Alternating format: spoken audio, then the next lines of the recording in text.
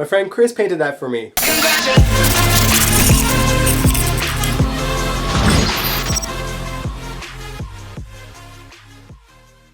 How's it going, everybody? Welcome to General Hospital Envy, my GH after show. Before we get into it, let's get into some GH news. So Steve Burton, aka Jason Morgan, tested positive for COVID. He is asymptomatic, he feels fine, and it's not going to affect his screen time because technically he was actually supposed to go on tour with Bradford Anderson, aka Spinelli, for the next couple of weeks.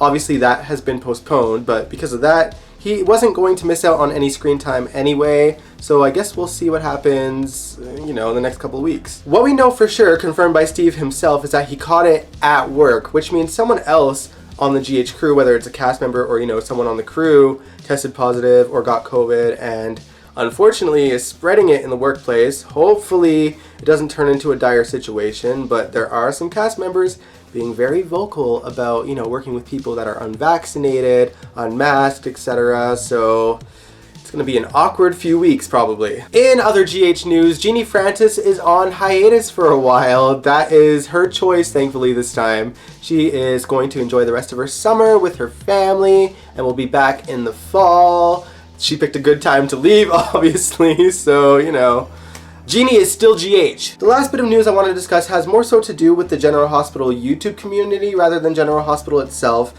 but I really wanted to address this because there is this YouTube channel that pisses me off to no end. They're not a channel that I've watched, but when I'm searching General Hospital videos, I always tend to scroll past their videos, and they always have, like a thumbnail and a title that is complete clickbait, untrue General Hospital spoilers. And this week, one of them had the audacity to post that M. Rylan was dead in real life. And obviously, it was for clickbait. And that makes me so mad. Like, the fact that someone's going to say that an actress has died for views when it's very much not true. And by the way, they put it in the description as well of the video that she was dead. But when I watched the video, it's the only video I've watched from theirs. But when I watched the video, it was all about how M. Rylan was moving. And like, the fact that people have the audacity to fake something as dark as that for YouTube views, like, what an embarrassing channel that is.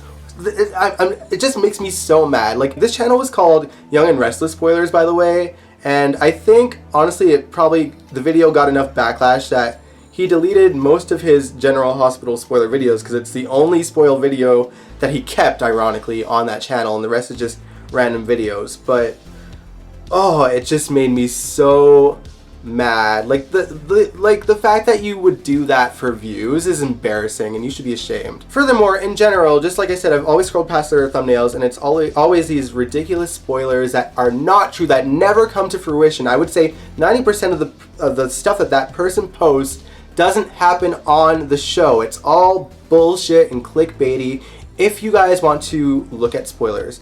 I'm not one of those. The only time I look at spoilers is when it has to do with casting news. But if you want reliable spoilers, go to reliable sources. Don't go on to YouTube channels where these people are going to say anything for views.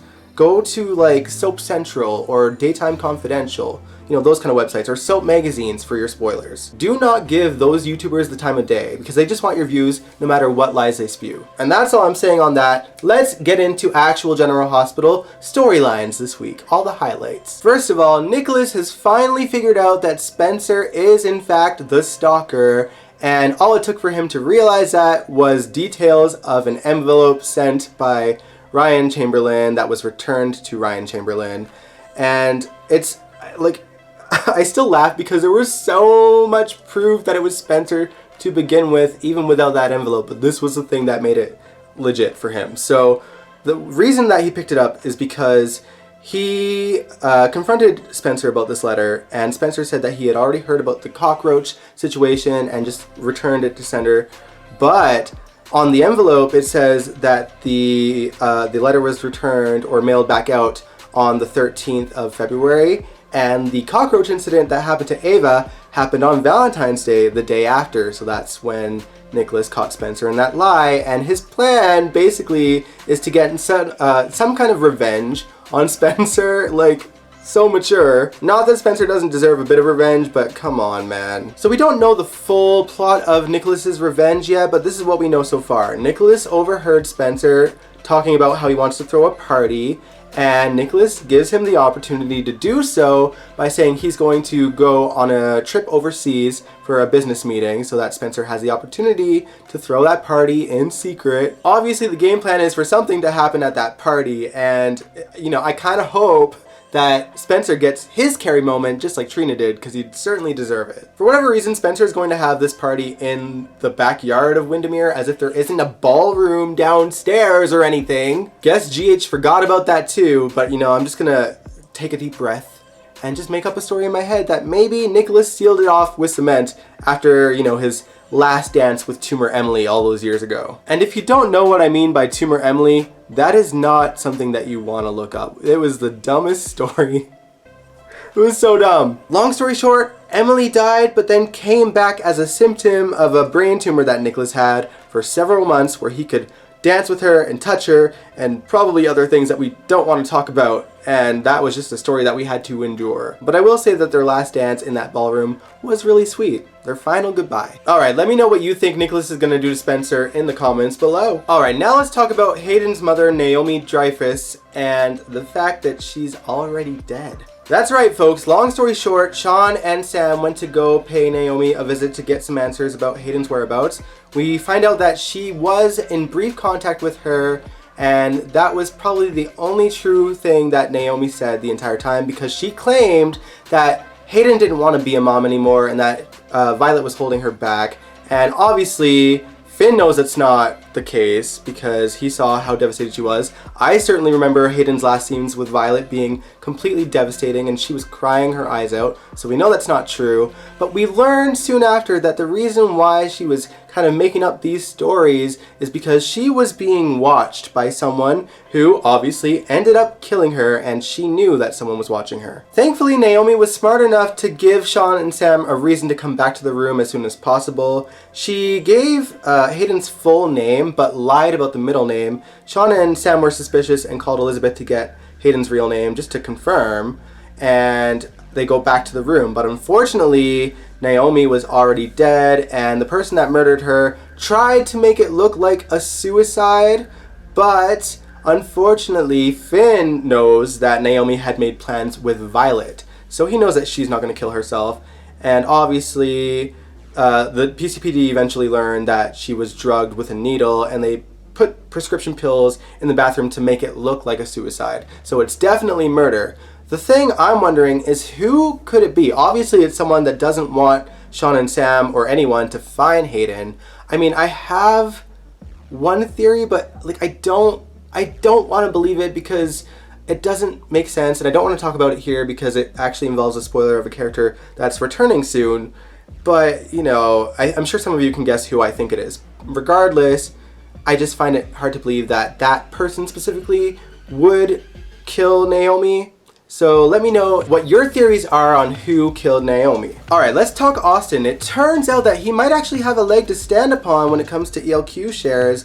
We learned from an off-screen phone conversation with Tracy that Ned had that during the last few months before Edward's death back in 2012, Edward was softening up and writing letters to Jimmy Lee Holt again, and when she had learned that back then, she started intercepting the letters. So somewhere in the house there are letters from Edward that could potentially change how, you know, these ELQ shares were actually divided out. Austin is already aware that those letters exist, and he wants to recruit Chase, since he can't really snoop around the house himself, to do the dirty work for him. Obviously, Austin's trying to take advantage of Chase's mental state when it comes to Michael and Willow cheating behind his back. Chase doesn't say that he's going to help Austin, but, you know, there's a good chance that he might, because, you know, I wouldn't even blame him at this point if he wants to get a little bit of revenge on Michael and Willow. Honestly, I'm here for petty Chase. There is nothing he could do or say that would make me feel even a little bit sorry for Michael and Willow. I'm not sorry about it. This week, we also got to see Willow try her hand at nursing, and Felix and Elizabeth were just watching her proudly and schooling her on nursing.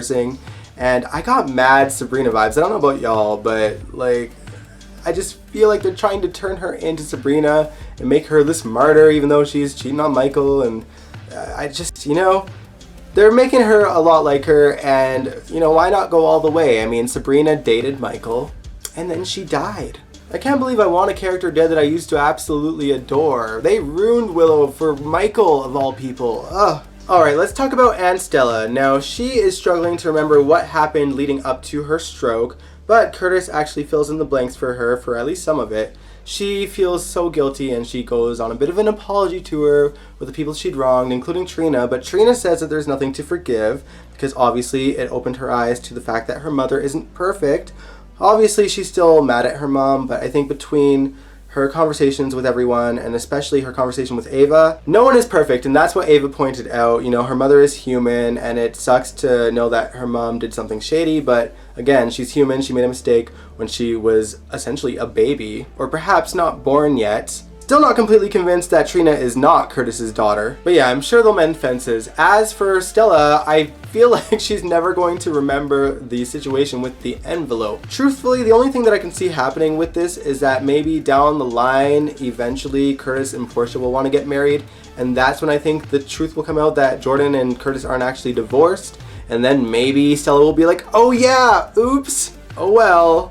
Alright, now you guys know I don't like talking about the Nixon Falls story, but I have to kind of talk about it because something big happened this week. Lenny unexpectedly died. Well, not that unexpected. I mean, we knew he had cancer and everything, but I didn't expect him to die so quickly, up until the point where Phyllis and Lenny were outside of the tonneau and Phyllis went inside without him. And in that moment, I was like, okay, he's gonna die before someone comes and finds him. And sure enough, Mike finds him dead, and he has to break the news to Phyllis and Nina. Now, while I don't like this storyline, I do have to give credit where credit is due. I think that the woman who plays Phyllis did so wonderful with the sheer devastation, like having that quiet moment with her husband, and then as soon as Sonny and Nina went inside, just breaking down. Oh, she's such a good actress, and honestly, she kind of gives me Mary May Ward vibes, you know what I mean? Like, just that sort of presence that she has.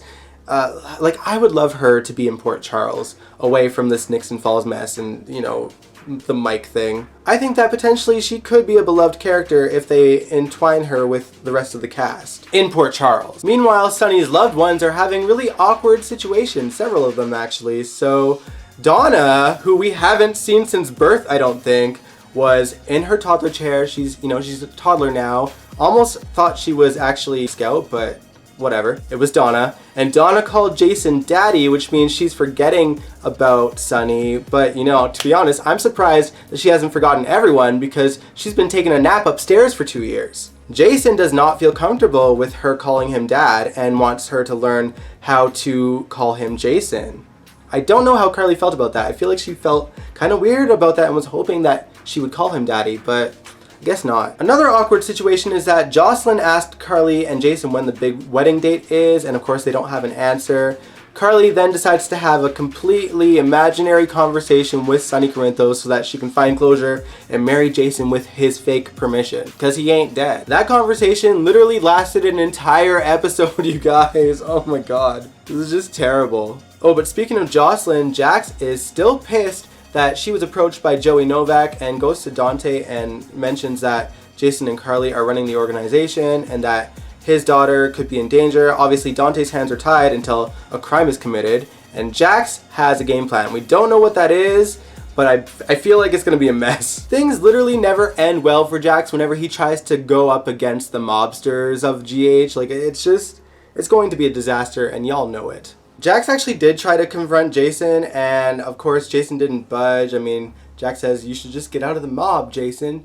And Jason's like, I can't ever leave the mob. I mean, Ava has, but I think we're supposed to forget about that. Jason and Carly can never leave the mob, truly. It is what it is. I guess we'll see what happens next. But yeah, anyway, those were all the highlights of the show, but before I go, I do also want to mention a scene that I really enjoyed that didn't really move anything along, but I just really enjoyed it. Liesel and Scott had scenes at the MetroCorp pool, and they were absolutely hilarious and adorable. They got to have a real kiss this time and traumatize Britt and Spencer a little bit. Liesl invites him on a trip and Scott accepts, even though I don't think it's a great idea since Austin is probably gonna need him soon. But if anyone deserves a vacation, it's those two, especially after what they've been through this year. But yeah, those were the highlights. I hope you guys enjoyed this. Stay tuned. This Wednesday, I am reacting to another Girls Night Out video. I'm so stoked. I've been loving watching these videos with you guys. It's a lot of fun. And hey, why not bring a drink? I mean, get into the vibe of the Girls Night Out. I'm not gonna drink tequila myself, but maybe I'll have a rum and coke. We'll see. But anyway, if you like this video, give it a big old thumbs up, subscribe if you want to, and I will catch you guys next time. Peace out.